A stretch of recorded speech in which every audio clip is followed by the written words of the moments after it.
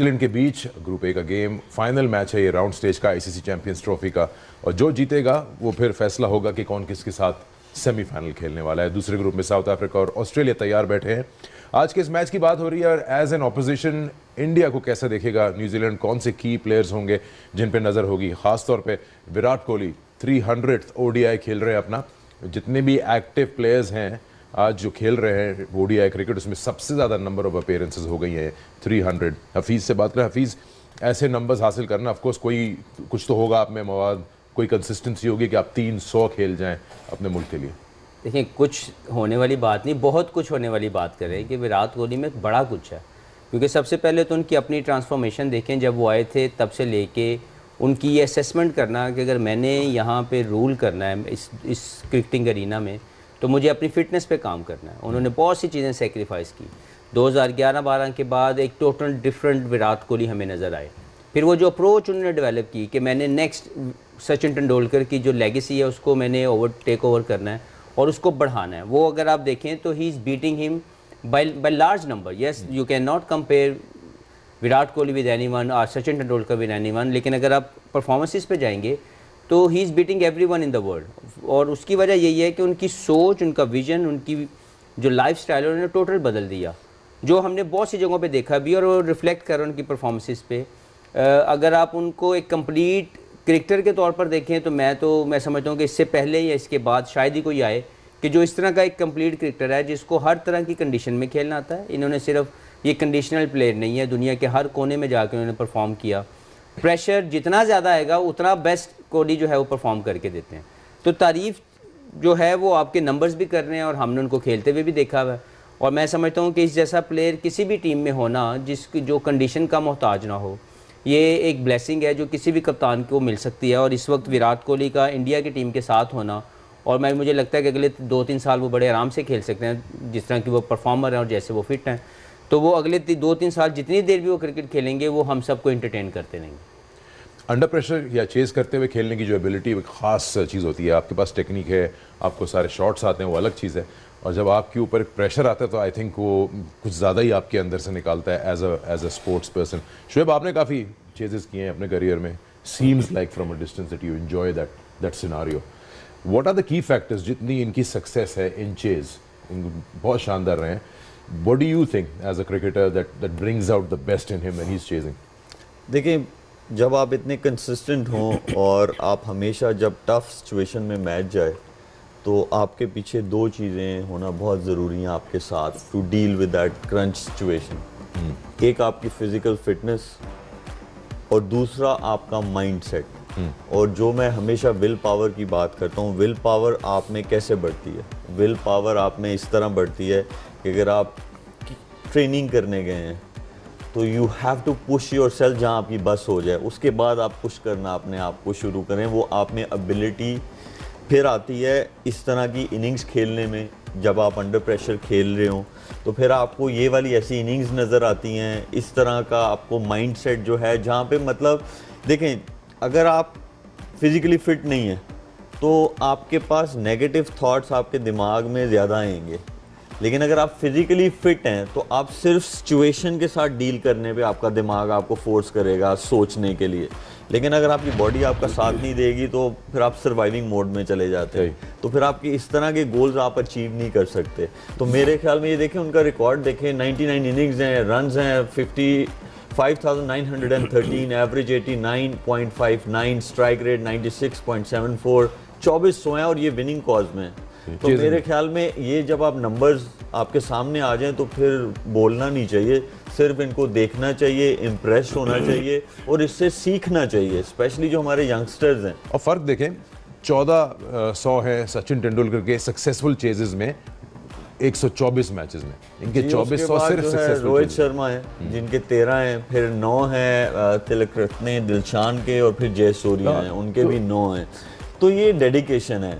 देखें, आपको उस बंदे का भी दिल करता होगा कि मैं ये भी चीज़ खा लूँ, मैं इधर भी चला जाऊँ, मैं ये भी काम कर लूँ, मैं मतलब हर चीज़ कर लूँ। नहीं, उन्होंने अपने लिए गोल सेट किया और उस गोल को अचीव करने के लिए जो भी हार्ड डिसीजंस थे वो उन्होंने लिए। और एक प्रोफेशनल एथलीट को अगर उन्होंने सक्सेसफुल रहना है तो उनको इनको फॉलो करना चाहिए कि उन क्या वो डिसिप्लिन लाइफ गुजारते हैं, और इस तरह के results without discipline life you won't be able to gate.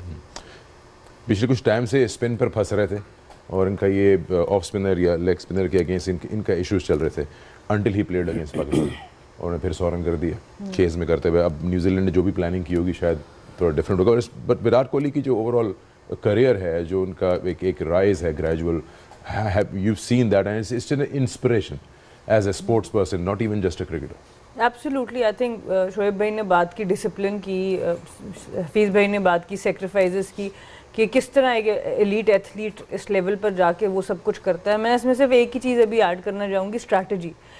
उस दिन अगर आप इनका इंटरव्यू सुनते पाकिस्तान के अगेंस्ट, तो उन्होंने यही कहा कि मुझे पता था कि स्पिनर्स पे आके थोड़ा प्रॉब्लम होगा, तो मैंने फास्ट बॉलर्स से ही अटैक शुरू कर दिया, जो कि जनरली मे बी उनका गेम प्लान ज़रा फ़र्क होगा किसी दूसरी पिच पे जो ज़रा फ्लैटर होगी। तो उन्होंने पावर प्ले में आते साथ ऑन द अप बड़ी मुश्किल शॉट्स खेली, जो देखने में तो लगता है कि बड़ी अच्छी टाइम हुई और ईजी शॉट है, बट एज ए बैटर वो it's a difficult shot, inside out आप ऑन द अप खेल रहे हैं। तो इन्होंने आते साथ अटैक किया फास्ट बॉलर्स के ऊपर, ताकि थोड़ा सा कुशन मिल जाए इनको स्पिनर्स पे सेटल होने का, थोड़ा सा उस पर टाइम लेने का। तो जो शोएब भाई भी बात करें कि जब आप फिजिकली फिट होते हैं, जब आप पॉजिटिव थिंकिंग में जाते हैं, तो आप स्ट्रैटेजाइज भी बेहतर कर सकते हैं, आपकी डिसीजन मेकिंग बहुत बेहतर हो जाती है, और वो इन्होंने अप्लाई की और वो सारे चेजेस में किया। अगर आप देखें तो इनकी कैलकुलेशन बड़ी ज़बरदस्त रहती है कि मैंने किस बॉलर पर अटैक करना है, किस एंड से अटैक करना है। और ऑब्वियसली बड़ी क्रिकेट इन्होंने MS धोनी से खेली है, वो एक बड़े ज़बरदस्त फिनिशर थे। तो ओवरऑल जब आप इस तरह से, आपका इन्वायरमेंट भी ऐसा हो, ऊपर से आपकी अपनी डेडिकेशन इतनी ज़बरदस्त हो, तो ये दोनों चीज़ें जब कंबाइन होती हैं तो इस तरह का एक एक्स्ट्रॉर्डनरी क्रिकेटर सामने आता है। और देखें फिटनेस पीछे है, तो ये थोड़ा सा मैं इसको एलैबोरेट करना चाहता हूँ कि जब वो शुरू में जाके खेलते हैं तो वो नंबर 3 वाली आपको उनमें एक बैटर वाली एबिलिटी नज़र आती है। जैसे ही थोड़े से ओवर्स आगे जाते हैं तो नंबर 4 वाली एबिलिटी नज़र आती है, थोड़ा आगे जाते हैं 5 वाली एबिलिटी नज़र आती है, फिर 6 वाली और 7 वाली जो फिनिश करना होता है, वो चाहे फर्स्ट इनिंग्स हो चाहे सेकेंड इनिंग्स हो। सो इट शोज़ कि अगर आपके पास फिजिकल फिटनेस है तो आप कुछ भी अचीव कर सकते हैं। इतना कुछ हो गया फिर भी न्यूजीलैंड को सपोर्ट कर रहे हैं। देख लें बस, ये होती है, ये भी होती है डेडिकेशन। Very good. कल सुपर हीरोज बना रही थी, आज उनका झंडा बना रही है। आप एक के बाद एक प्लेयर की बात करें जो कि बैटिंग लाइनअप में आते हैं इंडिया के, और आप देखें इनकी जो ट्रांजिशनल पीरियड है, हैंडिंग ऑफ पावर है, गांगुली से धोनी, धोनी से विराट, विराट से कोहली, और अब एक और नया लड़का शुभमन गिल जो तैयार नज़र आ रहा है। मैं नहीं कहता कि उनको कप्तानी मिलेगी या नहीं मिलेगी, लेकिन साइंस ऐसे हैं उनके अंदर नज़र आता है कि वो लीडरशिप कर सकते हैं। And then he is performing number 1 player batter in ODI Shubman Gill. देखें, सबसे इंपॉर्टेंट आपकी परफॉर्मेंस है एज ए प्लेयर। सबसे पहला काम जो आपने करना है वो जस्टिफाइंग योर ओन पोजीशन है। शुभमन गिल की बात कर लें तो उन्होंने जब से वो पिछले 3-4 साल से इंटरनेशनल एरिना में आए हैं, उनके साथ टैगिंग की गई है, अंडर 19 के पाथवे से आए, ये टैगिंग की गई कि ये नेक्स्ट विराट कोहली होंगे। अब ये कह देने से तो कुछ भी नहीं होगा। He is following that process कि इनकी फ़िटनेस देखें, he is improving his fitness day by day. उसके बाद इनकी परफॉर्मेंसेस देखें तो इनको भी रन्स बनाने की एक मशीन कहा जा सकता है, कि जो एज एन ओपनर कंसिस्टेंट भी है और जब स्कोर करते हैं इम्पैक्टफुल मैच विनिंग जोन में रह के करते हैं। और इनकी जो सेंचुरीज़ हैं अभी आई थिंक 8 या 9 सेंचुरीज उन्होंने ऑलरेडी कर दी हुई हैं, और वो सारी इम्पैक्टफुल जोन में थी। और जो पिछली सेंचुरी थी अब बांग्लादेश के खिलाफ, वो इनकी स्लोएस्ट थी कंसिडरिंग द स्ट्राइक रेट, लेकिन उसमें जो कंट्रोल ऑफ द इनिंग्स था, जो requirement of the situation demand कर रही थी, उसके मुताबिक खेलना। तो इसका मतलब है कि एक वो प्लेयर जिसके साथ बहुत सी उम्मीदें लोगों ने वाबस्ता की हैं, वो उसको पूरा करने के लिए उसके पीछे जो हार्डवर्क है, वो जो इंग्रेडिएंट्स हैं वो डाल रहा है। मुझे नहीं पता कि मुस्तकबिल में ये किसको रिप्लेस करते हैं, लेकिन ओवरऑल अगर आप देखें तो he is the next emerging star जो इंडिया डेवलप करने के लिए तैयार है। कि जब कोई भी अगर विराट कोहली या रोहित ने एक दिन तो 2 या 4 सालों में जाना ही है, तो एक ऐसा स्टार वो पैदा कर रहे हैं या बनाने की कोशिश कर रहे हैं, जो वो प्रूव भी कर रहा है विद हिज परफॉर्मेंसेस कि अगर कोई भी चीज़ जाएगी तो मैं इस लेगेसी को मूविंग फॉरवर्ड लेके जाऊंगा। पिछली 10 इनिंग्स अगर आप इनकी देखें ODIs में तो 3, 50 और 200 हैं इनके। और number one I think ranking में भी ओडीआई के अंदर यही मौजूद है। यही है। और सना को भी बता दें, उनकी न्यूजीलैंड की टीम है और इन्होंने 200 बनाया 200 बनाया वहाँ क्या आज टॉस से पहले ही प्रेशर बढ़ा। कोई बात नहीं, कल खुद ही कह रहे थे अंडरडॉग को सपोर्ट करो, तो अब मैंने बात मान ली है। मेरे ख्याल में ना कल मैंने कहा था कि 50 ओवर के बाद आप बताना कि कौन सी टीम है। मुझे लग रहा है 50 के बाद भी मेरी जब बात सुनिए, 75 ओवर्स हो जाए, दूसरी इनिंग्स के भी 25 हमें ना टैली करना चाहिए कि कितने मेरे अब तक प्रेडिक्शंस ठीक हुई हैं। टॉस के बाद एक भी नहीं बताई। चलो शाबाश, मान लिया, जीत गए। असल बात यह है कि आप बात करें रोहित या शुभमन, फिर 3 नंबर पे विराट की बात करें या शुभमन गिल की बात करें, I mean it's just amazing कि एक को आप आउट करें तो दूसरा आ जाता है। कोई नंबर 1 ओडीआई है बैटर इन द वर्ल्ड, कोई चेज में बहुत अच्छा है, कोई हिटिंग में अच्छा है। श्रेयस अय्यर ने अच्छी परफॉर्मेंस दी थी पाकिस्तान के खिलाफ। सरा थोड़े से अंडररेटेड नजर आते हैं, या तो ओवर शैडो हो जाते हैं with so much fire power up front, लेकिन जब उनको मौका मिला पाकिस्तान के खिलाफ, जब ऊपर से 2 विकेट्स गिर गई थी, तो उन्होंने पूरा अपना काम किया और पार्टनरशिप की कोहली के साथ। बिल्कुल, आई थिंक ये भी एक बहुत कंप्लीट क्रिकेटर नजर आते हैं। फिटनेस अगर आप इनकी देखें, 360 प्लेयर नजर आते हैं। स्पिन वेरी सरप्राइज जब स्क्वाड अनाउंस हुआ कि सूर्य कुमार यादव को ये लेकर नहीं गए ओडीआई में, must have been a tough call. अब आप बात करें बॉलिंग की, तो शामी इंजरी से वापस आते हैं और आगे 5 विकेट्स ले लेते हैं। शामी ऑफ कोर्स ऐसे बॉलर हैं, ऐसी सीम प्रेजेंटेशन मैंने तो रिसेंट टाइम्स में नहीं देखी। He looks fit right now, he looks complete, and I think at the moment अगर आप बात करें, गलत नहीं होगा कहना कि he leads their bowling attack. Run down आप ऐसा चला रहे हैं कि बंदा आप चेंज करवा के ना न्यूजीलैंड से इंडिया की तरफ ले गए। अभी आगे कभी शामी, आगे न्यूजीलैंड की भी बात होगी। अभी न्यूजीलैंड की बात होगी। हौसला रखें, हौसला। इनको किन मुश्किलात का सामना होने वाला है वो अब डिस्कस कर रहे हैं। देखिए, इंडिया की टीम की बात करें तो Shami was always a great performer for them, क्योंकि उनको हमेशा अंडररेट जो है वो किया गया। मैं समझता हूँ कि ज़हीर खान के बाद अगर कोई मोस्ट इम्पैक्टफुल फास्ट बॉलर आया जो लंबी देर तक खेला तो वो ये हैं। दूसरे लोग आए, उन्होंने अपनी अपनी कंट्रीब्यूशन दी, लेकिन शामी की कंट्रीब्यूशन को हमेशा मैं ज़्यादा तौर पर समझता हूँ कि वर्ल्ड क्रिटिक्स ने अंडररेट किया। लेकिन अगर मैं इनके स्किल्स पे जाऊँ, इनकी परफॉर्मेंसेस पे जाऊँ, 3 फॉर्मेट खेले, T20 में इतने कामयाब नहीं हुए, लेकिन जो 2 फॉर्मेट्स हैं जो बेसिक्स ऑफ द गेम को बहुत ज़्यादा स्ट्रांगली अप्लाई करना पड़ता है, टेस्ट और वनडे क्रिकेट, इन दोनों फॉर्मेट में इन्होंने बहुत शानदार परफॉर्मेंसेस दी। और मैं समझता हूँ कि इनका जो कम बैक है वो मोर स्ट्रॉन्गर इसलिए है कि he is mentally very strong. हमेशा इनसे मैं जब भी मिला हूँ तो ये हमेशा कुछ ना कुछ करना चाहते हैं, बेहतर करना चाहते हैं, सेल्फ वेरी वेल। और जो इंजरी के बाद वापसी आके देखिए, स्किल्स तो आपके पास वही रहेंगी, लेकिन जो कंफर्ट लेवल से जो इसने मलिक ने बात की कि आप मेंटली टफ कैसे होते हैं, जो सबसे इंपॉर्टेंट इंग्रेडिएंट है वो ये है कि आप अपने आप को कंफर्ट जोन के बाहर ला के ट्रेन करें। सही।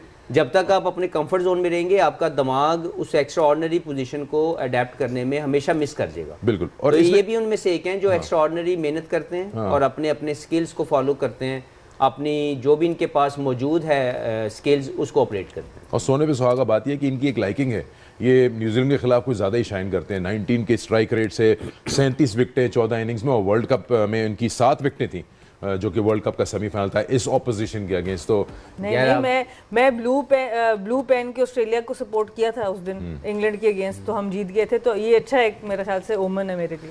ठीक है, तो हम भी ब्लैक पेन के इंडिया को सपोर्ट कर रहे हैं। चलो ठीक है, पिक कर लिया है। वापस आएंगे ब्रेक के बाद तो हम बात करेंगे आपकी टीम की, रचिन रविंद्र की, किस तरह से कि पेसर्स वर्सेस स्पिन, पेसर्स का ज़्यादा से है यहाँ पे, हालांकि हम हमेशा बात करते हैं कि शायद स्पिनर का रोल ज़्यादा हो। पेसर्स का इसलिए जो है वो ज़्यादा है कि पिच जो है स्लोअर साइड पे जाता है। नया बॉल हमने लास्ट मैच में भी देखा, जो शामी थे उनका बॉल जो था थोड़ा ऑफ द सीम जो है वो थोड़ा सा मूवमेंट कर रहा था, और नितेश राणा का भी बॉल स्विंग हो रहा था, तो इसीलिए अर्ली ऑन फिर जैसे ही थोड़ा सा मैच जो है मिडिल ओवर्स में जाता है तो वो स्लोअर साइड पे जाता है। फिर आपको विकेट के पीछे जो है वो डिसमिसल्स नहीं नज़र आते, आपको हवा में नज़र आते हैं, या अपिश शॉट्स जो है वो लग जाते हैं, ऑन दी अप उस तरह नहीं खेला जाता, इसीलिए जो है परसेंटेज ज़्यादा है पेसर्स की।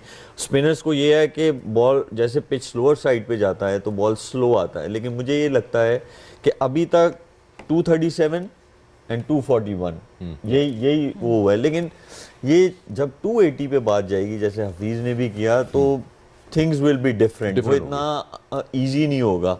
लेकिन जो अगर आपने पहले बैटिंग करते हैं जब स्पिनर्स आते हैं तो कोई उनको कोशिश कर रहे हैं स्ट्राइक रोटेशन के साथ खेलने की, कोई बाउंड्री की तरफ नहीं जा रहा। बाउंड्री मारेंगे तो स्ट्राइक रोटेशन आसान होगी। तो ये लास्ट के 2 मैचेस में जो है ऐसा देखने को मिला है। बट आज जिन 2 टीम्स का मैच है, आई एम श्योर जब whoever is going to bat first, जब मिडिल ओवर्स में जाएगा, स्पिनर्स विल बी ऑपरेटिंग, तो हमें बाउंड्री परसेंटेज आज ज़्यादा दिखेगी as compare to last 2 games. आपने बात की मिडिल ओवर्स की, यानी 11 से 40 की, तो उसमें स्पिनर्स का मुकाबला करना होगा। एक नाम रचिन रविंद्र है, जिनका स्पिन के अगेंस्ट बड़ा अच्छा रिकॉर्ड है। हमने जिक्र भी किया था कि न्यूजीलैंड ने इनको थोड़ा पहले भेज दिया था, सब कॉन्टिनेंट में इंडिया भेजा था टू गेट एक्लेमेटाइज, क्योंकि सब कॉन्टिनेंट कंडीशंस ही हैं मोर और लेस। इस वर्ल्ड कप में भी शानदार परफॉर्मेंस में हैं, 100 मार चुके हैं अपने रिटर्न पर Sana. Very important and most importantly the flexibility, open भी किया और फिर नीचे भी आया, डैरिल मिचेल की जगह वहाँ भी 100। बिल्कुल, आई थिंक इनकी ओवरऑल परफॉर्मेंस अगर देखी जाए शुरू से ही बहुत ही अच्छी रही है। न्यूजीलैंड को इन्होंने एक बड़ा अच्छा बैलेंस दे दिया। मकसद बैकफुट कट भी, बैकफुट शॉट्स खेल रहे हैं, जहाँ पे कट खेल रहे हैं, बैकफुट पंचेस खेल रहे हैं, फिर स्लॉग स्वीप भी वो खेल रहे हैं, मिड ऑन पे भी खेल रहे हैं। तो मेरे ख्याल में ये वही चीज़ है कि when you prepare yourself well then you have a better chance of coming out successful. और जो हमने देखा है, उनका रिकॉर्ड भी देखें, 16 इनिंग्स में 60 का एवरेज है, 114 का जो है उनका स्ट्राइक रेट है। और मेरे ख्याल में इट शोज़ के अगर if you preparing yourself well then you have a best chance of scoring runs. और मेरे ख्याल में आपको हेड ऑफ द गेम होना चाहिए, और वही मेरे ख्याल में उनके सिस्टम को ज़रूर प्रेस करना चाहिए। whoever thought about it and sent him to India to prepare yourself especially against spin, तो मेरे ख्याल में credit goes to that person also। और ये सिर्फ इंडिविजुअल कैपेसिटी में नहीं है। मुझे याद है आज से कुछ 7-8 साल पहले की बात है, इंग्लैंड और ऑस्ट्रेलिया की डेवलपमेंट स्क्वाड, लड़कों की भी और लड़कियों की, वो यूएई में आके कैंप्स कर रहे थे, महीने 2-2 महीने का। हम लोग के कोई टूर्नामेंट हो रहा था वहाँ पर जिसके लिए हम गए थे। तो उनका डेवलपमेंट स्क्वाड जो कि एज बिटवीन 23 to 25 या इवन लेट मतलब टीन्स में 19-20 के भी प्लेयर्स होते हैं, तो वो महीने 2-2 महीने 1.5 महीने के कैंप्स के लिए उनको भेजते हैं रेगुलरली दुबई। और दुबई की हमें पिचेस का पता है कि खासतौर पे जो नेट्स हैं वो बहुत डिफरेंट आपको ऑप्शंस दे देते हैं प्रैक्टिस के लिए, और फिर उनको सब कॉन्टिनेंट कंडीशंस के लिए वो कैंप्स पे भेजते हैं। तो ये चीज़ें ऑब्वियसली हमारे भी इधर रेगुलरली होनी चाहिए ताकि प्लेयर्स को डिफरेंट कंडीशंस का नीचे के लेवल से ही अंदाजा वो तब हो सकती हैं कि रोल्स डिफाइन होने चाहिए और स्टेबिलिटी होनी चाहिए। वो सिर्फ टीम में नहीं होनी चाहिए, आपके स्टाफ के उसमें भी होने चाहिए, जो whoever is involved in that। तो स्टेबिलिटी होगी ताकि वो जो है बैठ के इस तरह की चीज़ें प्लान आउट कर सकेंगे। और बड़ा इंपॉर्टेंट होगा, फिर अंडरस्टैंडिंग डेवलप होती है। You start knowing strengths and weaknesses of each other and you work on those things. Rachin Ravindra की बात हो रही है, रचिन से अभी कुछ देर पहले ही बात हुई, देखते हैं क्या माइंड द बेस्ट इकोनॉमी। देखिए, उसकी वजह यह है कि सैटनर तो पहले मौजूद थे, लेकिन ब्रेसवेल की इंक्लूजन इस टीम के अंदर इनको राइट कॉम्पोजिशन दे रही है कि ये मिडिल ओवर्स के अंदर इवन ब्रेसवेल नए बॉल के साथ भी बॉलिंग करते हैं। तो ये एक ऐसा यूनिट बना जिसकी एक मिसिंग पार्ट अगर सोच लें कि यार सेकंड स्पिनर कौन होगा, तो वो सेकंड स्पिनर ब्रेसवेल के तौर पर सामने आए, तो इनकी wicket taking ability middle over में बढ़ गई। और वो क्योंकि साथ में बैटिंग बहुत अच्छी करते हैं, तो एक ये भी आपको एडवांटेज है कि वो सिर्फ एज ए बॉलर नहीं खेल रहे, वो नंबर 8 या 7 पे आके प्रॉपर बैट्समैन की तरह क्रिकेट खेलते हैं। तो ये मुझे लगता है कि इनका आना ब्रेसवेल का टीम के अंदर, ये जो आपने फिगर्स दिखाए हैं कि उन्होंने 60+ जो विकेट्स लिए हैं, वो इसलिए लिए हैं कि उनको पहले ये जो गैप मिलता था कि एक ही लेफ्ट आर्म स्पिनर कितना रोक लेगा, और बहुत सी टीम में ये स्ट्रेटेजी बना लेते थे कि इसको किसी तरीके से सी ऑफ कर लो और बाकी इनकी 1 डायमेंशनल बॉलिंग उसकी तरफ हम खेल लेंगे। लेकिन एक वेरिएशन आने के साथ वनडे क्रिकेट के अंदर जो ऑफ ब्रेक का वेरिएशन है, वो आई थिंक इनके लिए बड़ा मुफीद साबित हो रहा है। बड़ा इंपॉर्टेंट है, कहते हैं ना कि बॉलर्स हंट इन पेयर्स। जितनी भी कोशिश करे सैटनर, अगर दूसरी साइड से प्रेशर नहीं डल रहा होगा तो शायद इनमें से किसी एक को विकेट्स नहीं मिलेंगी। और ब्रेसवेल का रोल आप इस 11 में कैसा देखते हैं एज अ स्पिनर? क्वालिटी जो है वो शो करें, स्पेशली उन्होंने जो पिंडी में अगेंस्ट बांग्लादेश जो 4 आउट किए, और उस टीम के अगेंस्ट जो ऑलरेडी स्पिन को अच्छा खेलते हैं, और हाँ, मतलब वेरिएशन बहुत अच्छी है। ये आप आ रहे हैं दैट इज 57.34 जो कि काफ़ी हाई है। और साथ अगर आप बाकी नाम देखें तो बहुत पुराने और मंजे हुए बॉलर्स हैं, सैंटनर है, महाराज है, जडेजा, उन सबसे ज़्यादा इनकी dot ball percentage as an off spinner. So it's not an easy thing to achieve. और मजेदार ये कि टॉप 5 में 3 खेल रहे हैं इस 11 में। लेकिन मैं फिर भी बता दूं, आज नहीं